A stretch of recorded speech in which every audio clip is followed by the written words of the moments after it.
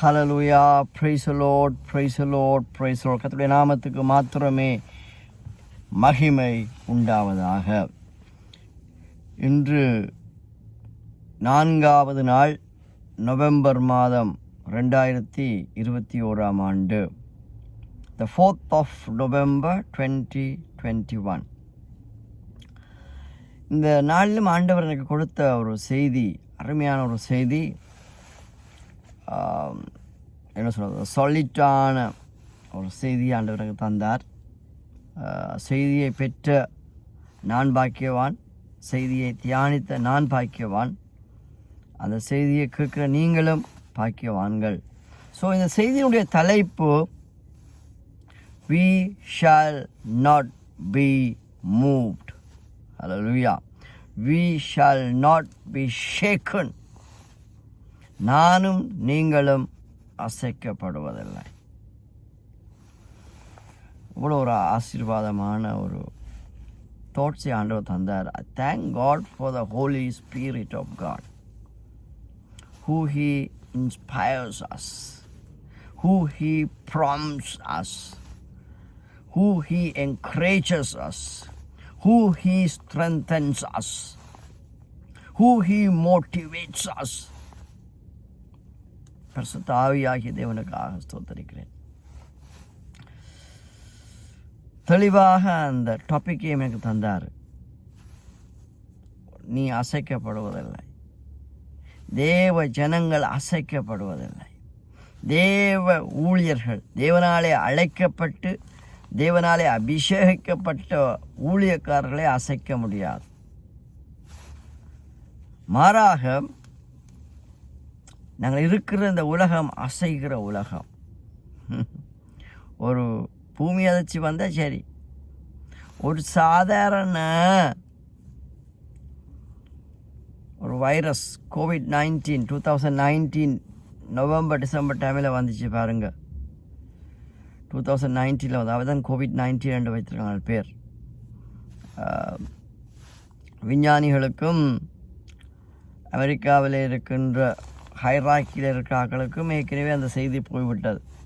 சைனாவிலிருந்து ஒரு COVID-19 என்கின்ற ஒரு COVID-19 ஆகிய ஒரு வைரஸ் வரப்போன்னு சொல்லி 19, 20, 21 ஸ்டில் ஷேக் பண்ணி கொண்டு தான் இருக்கு. எத்தனையோ பேரை ஷேக் ஆக்கிட்டுது. ஆனால் வேதம் சொல்லுகிறது, அதான் நான் சொல்ல போகிறேன், தேவனை நம்பியிருக்கிற ஜனங்கள், தேவனை விசுவாசிக்கிற ஜனங்கள் அசைக்கப்படுவதில்லை. I shall not be moved, I shall not be shaken, because my trust is on Lord Jesus Christ, because I have faith in God. இருக்கட்டும். லூக்காவிலே 6ஆம் அதிகாரத்திலே ஆண்டவர் 2 மனிதர்களை குறித்து பேசுகின்றார். அந்த 2 மனிதர்களை குறித்து பேசுகிறார் என்பது சொல்வதை விட, இந்த உலகத்திலே வாழுகிற 2 வகையான கிறிஸ்தவர்களை குறித்து சொன்னார் என்று சொன்னால் அது மிகையாகாது. ஒருத்தரும் தப்பாக நினைக்காதீங்க, சரியாக புரிந்து கொள்ளுங்க. ஸோ ஆவிக்குரிய காரியங்களை ஆவிக்குரிய கண்களோடு நம்ம பார்க்க வேண்டும். பரிசுத்த ஆவியானவர் அதற்கு உதவி செய்வார். 2 வகையான மக்களை குறித்து சொன்னார். அந்த 2 வகையான மக்களுக்கூடாக கர்த்தர் இன்றைக்கு எனக்கு ஞாபகப்படுத்தினார். அந்த 2 வகையான மக்களுடைய நோக்கம் நல்லதாக இருந்தது. அந்த 2 வகையான மக்களுடைய திட்டம் நல்லதாக இருந்தது. அந்த 2 வகையான மக்கள் செய்த செயல் நல்லதாக இருந்தது. ஆனால் அந்த 2 வகையான மக்களுக்குடைய இருந்த வித்தியாசத்தை ஆண்டவர் காண்பிக்கின்றார்.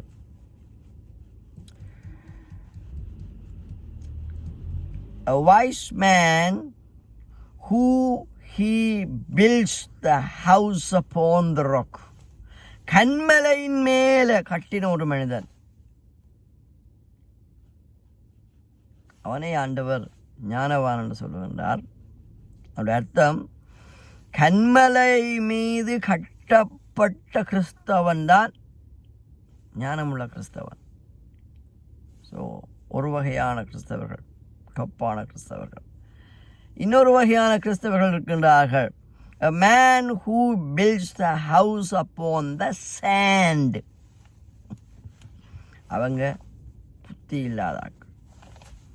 இன்றைக்கு என்னுடைய உங்களுடைய கிறிஸ்தவ வாழ்க்கை எதில் கட்டப்பட்டு கொண்டிருக்கிறது? கட்டுக்கதைகளில் கட்டப்பட்டு கொண்டிருக்கிறதா? ஆபாகுலாபிக் என்று சொல்லுவாங்க டொச்சில். ஆபாகுலாபிக் மூட நம்பிக்கைகளில், ரைட்? சில என்னென்ன சொல்கிறது, அறியாமையில் நம்ம கட்டி கொண்டிருக்கிறோமா? பாருங்கள், 2 மனிதர்களும் வீட்டைத்தான் கட்டினாங்க. வீட்டில் எந்த ஒரு தப்பும் கிடையாது. they built the house, same resources. ஒரு வீடு கட்டுவதற்கு என்னென்ன ரிசோர்ஸஸ் தேவையோ அந்த மூலப்பொருட்களை வைத்து கட்டினாங்க. 2 பேருக்குள்ளையும் இருந்த நோக்கம் குட். 2 பேரும் வீட்டைத்தான் கட்டினாங்க, குட். 2 பேருக்குள்ளேயும் வீடு கட்ட வேண்டும் என்ற வாஞ்சை இருந்தது, குட்.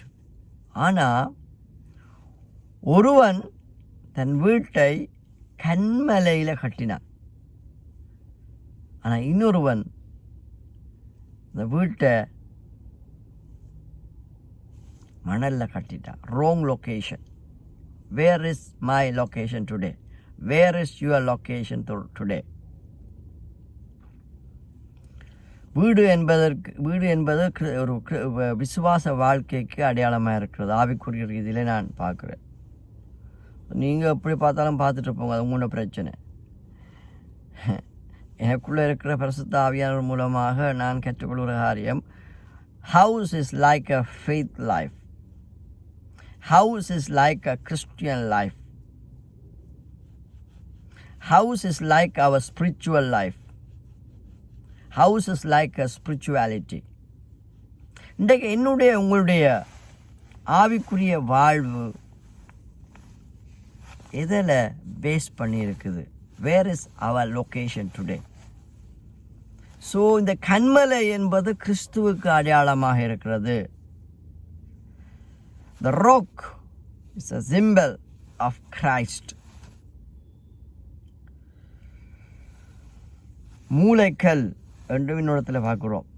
ஸோ கட்டிடம் கட்டுவதற்கு நிராகரிக்கப்பட்ட அந்த கல்லே அந்த கட்டிடத்துக்கு மூலைக்கல் ஆயிட்டுன்னு சொல்லி இயேசு கிறிஸ்துவை குறித்து சொல்லப்பட்ட ஒரு தீர்க்க தரிசனம்.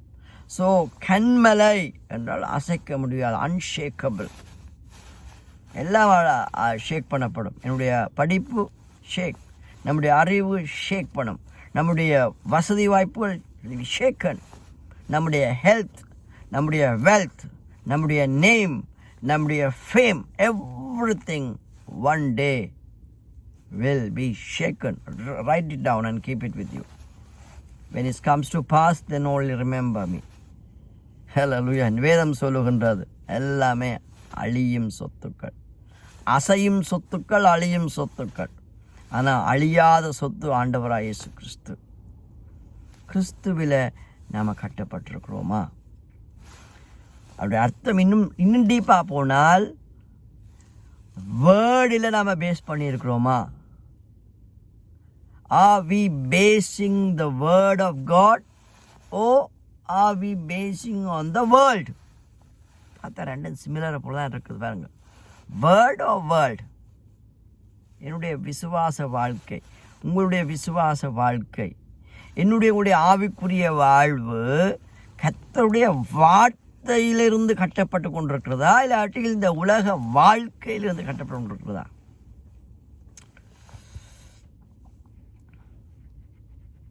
ஆகவே 2 மனிதர்களை கொடுத்து ஆண்டவர் சொல்ல அதை சொல்லி நான் முடிக்க விரும்புகின்றேன். ஆகவே அருமையான சௌனேஸ்வரியே, கிறிஸ்துவாகிய அந்த வார்த்தையில் நம்முடைய வாழ்க்கை கட்டப்பட்டிருக்குமே ஆனால் நீங்கள் வசிக்கப்படுவதில்லை.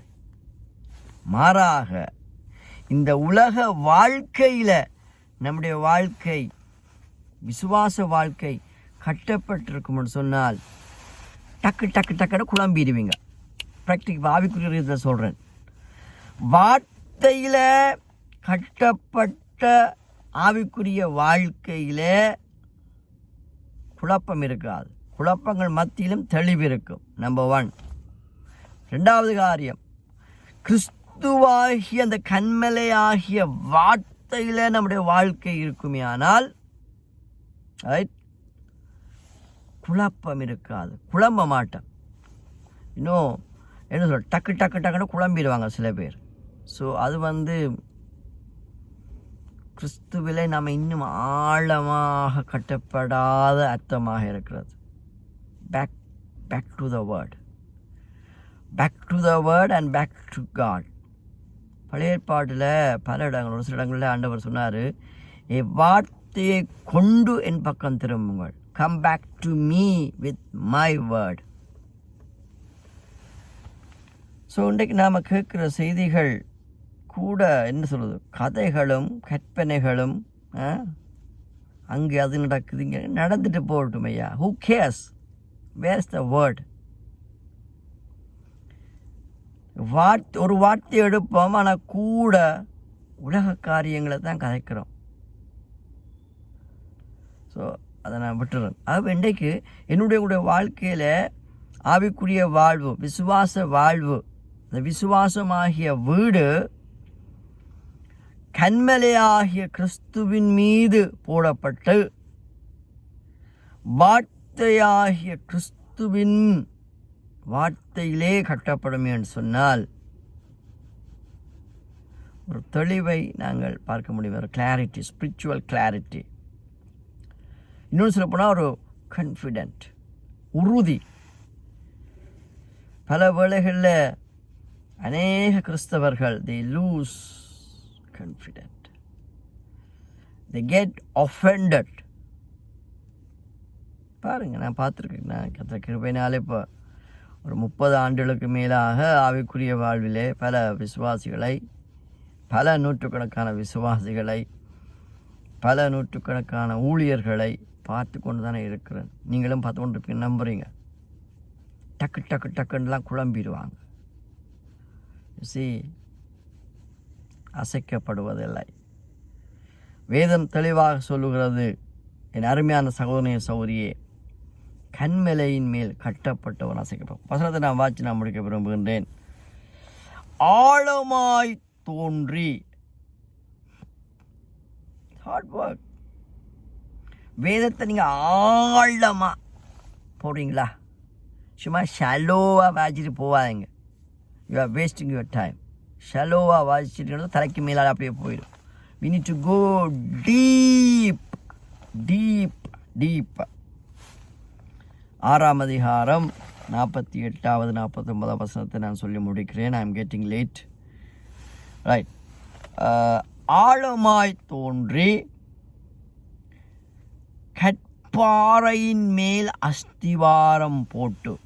இன்னொரு ஆவிக்குரிய செய்தி, வேதத்தை நாம் டீப்பாக மெடிடேட் பண்ணும்போது தான் அந்த கன்மலை ஆகிய கிறிஸ்து வெளிப்படுவார். பழைய ஏற்பாடிலும் சரி, புதிய ஏற்பாடிலும் சரி, கிறிஸ்து தான் foundation. Without Christ there is no solid foundation. Without Christ, the foundation is sand, word and Christ. Christ is equal to word. Word is equal to Christ. Sattam, Zabdam, Azabdam. சத்தமா நான் சொல்ல விரும்பவில்லை. சமஸ்கிருதத்தில் ஒரு பகுதி இருக்கிறது. தெய்வம் என்றால் யார் தெரியுமா? வேர்ட். ஜப்தம், ஜப்தம் நிசப்தம். ஜோதிதமே, சத்தம், அதாவது வார்த்தையானவரே உமக்கு மகிமை உண்டாவதாக சொல்லி அவர்கள் பாடுகிறார்கள். ஸோ அது வேறு, அதுக்கு நான் போக விரும்பவில்லை.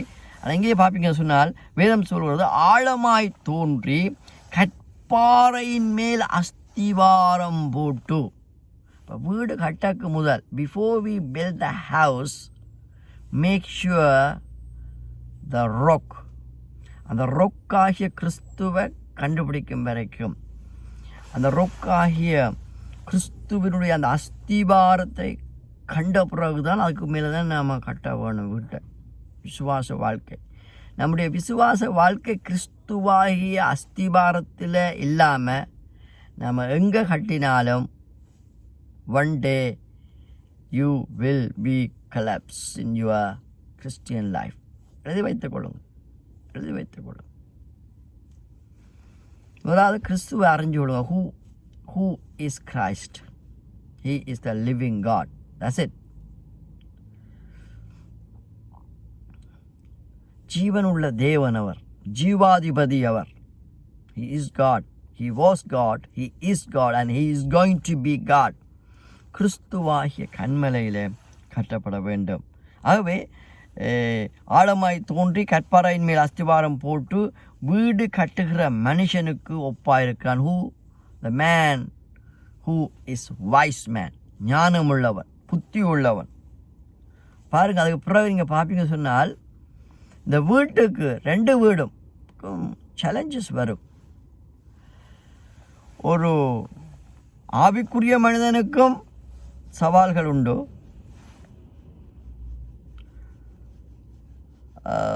ஆவிக்குரிய மனிதன் இல்லாத சாதாரண மனிதனுக்கும் சவால்கள் உண்டு. 2 வீடு, அதாவது விசுவாச வீடு, கன்மலை ஆகிய கிறிஸ்துவின் மீது கட்டப்பட்ட விசுவாச வீடாகிய விசுவாசிகளுக்கும் சோதனைகள் உண்டு, வேதனைகள் உண்டு, பலவித சவால்கள் உண்டு. எழுதி வைத்துக் கொள்ளுங்கள்.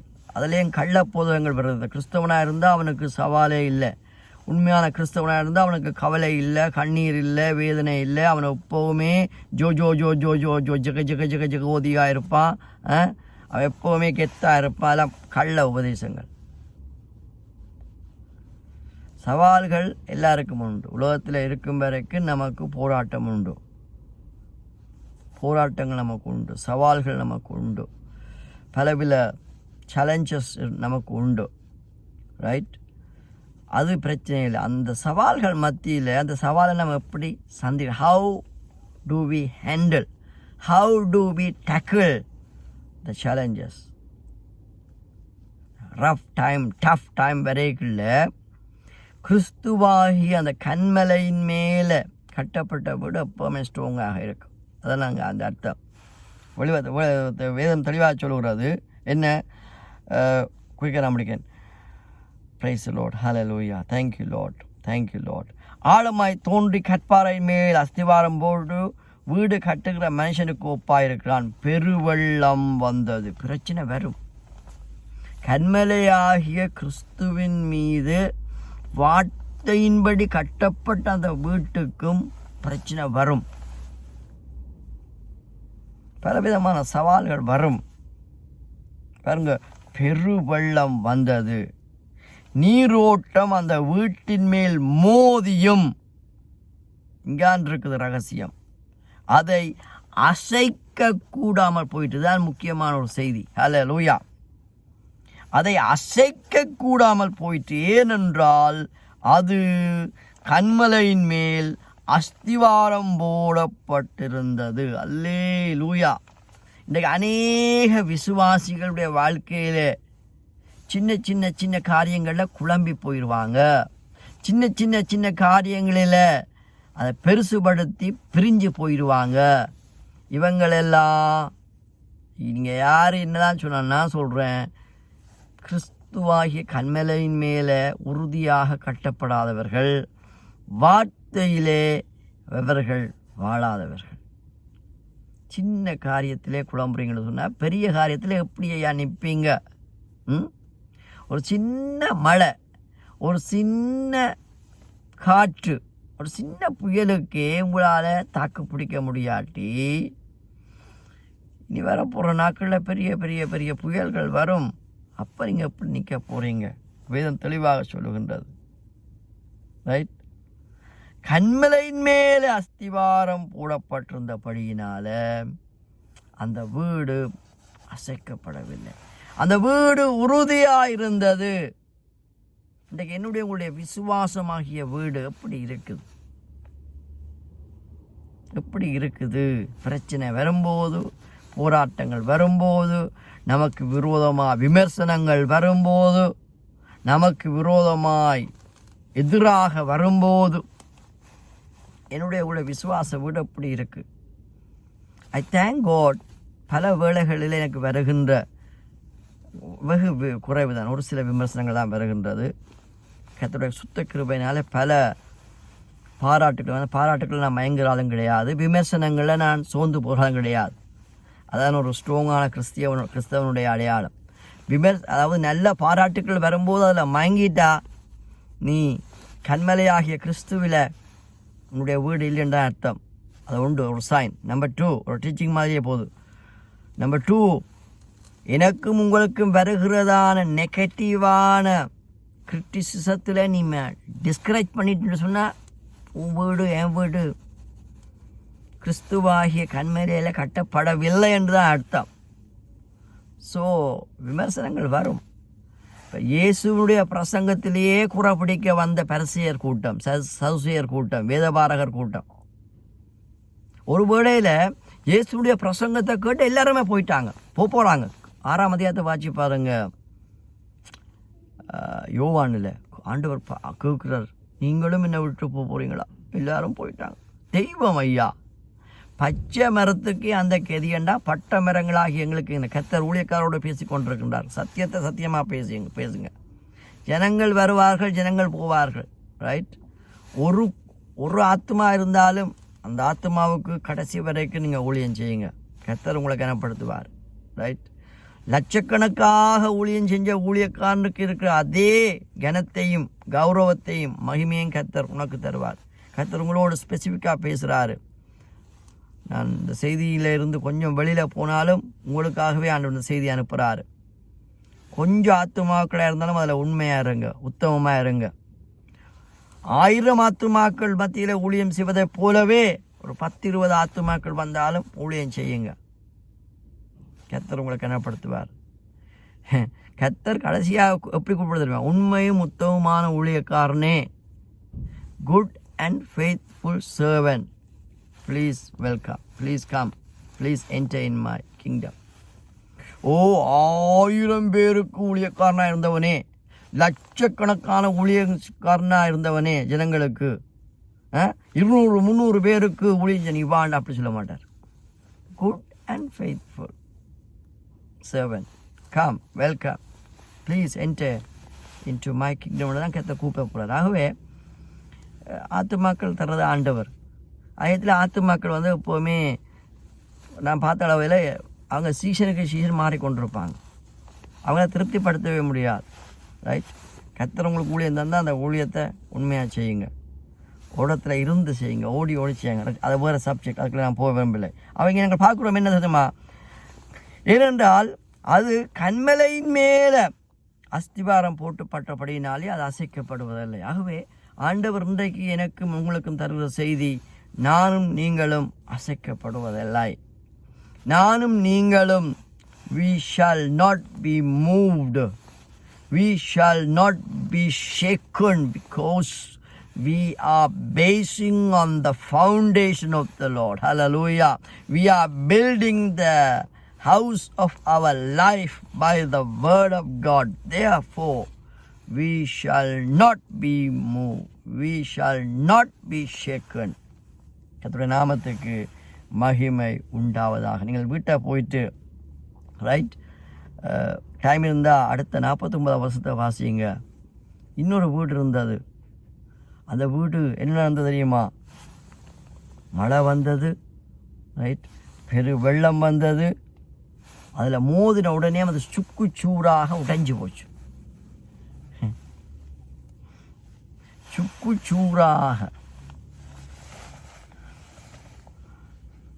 என்ன சொல்வது, அது இல்லாமல் போச்சு, அந்த இடம் இல்லாமல் போச்சு. காரணம், அப்படிப்பட்டவர்களுடைய அந்த விசுவாசம் என்கின்ற வீடு கண்மலையாகிய கிறிஸ்துவின் மீதும் போடப்படவில்லை. வார்த்தையினாலும் அந்த வாழ்க்கை, அந்த வீடு கட்டப்படவில்லை.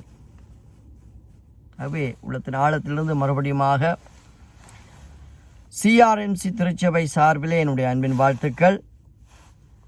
பிதா குமாரன் பரிசுத்தாவின் நாமத்தினாலே உங்களை நான் வாழ்த்துகிறேன், ஆசீர்வதிக்கிறேன்.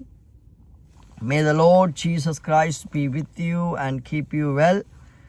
If God's will, I will come again with the word of God, with a message. Hallelujah. அவை கர்த்தர் சித்தமானால் மறுபடியும் இன்னொரு தேவசீதியோடு உங்களை சந்திக்கும் வரைக்கும் தேவ பிரசன்னம் இந்த கன்மலையாகிய கிறிஸ்துவிலே தொடர்ந்து நாம் இருக்கவும், அந்த வார்த்தையிலே நம்முடைய வாழ்க்கை கட்டப்படவும் கர்த்தருடைய ஆவியானவர் எங்களுக்கு உதவி செய்வாராக என்று சொல்லி வாழ்த்தி இந்த வாழ்த்து செய்தியை முடிக்கிறேன். Praise the Lord, praise the Lord, praise the Lord, praise the Lord. Amen. Hallelujah.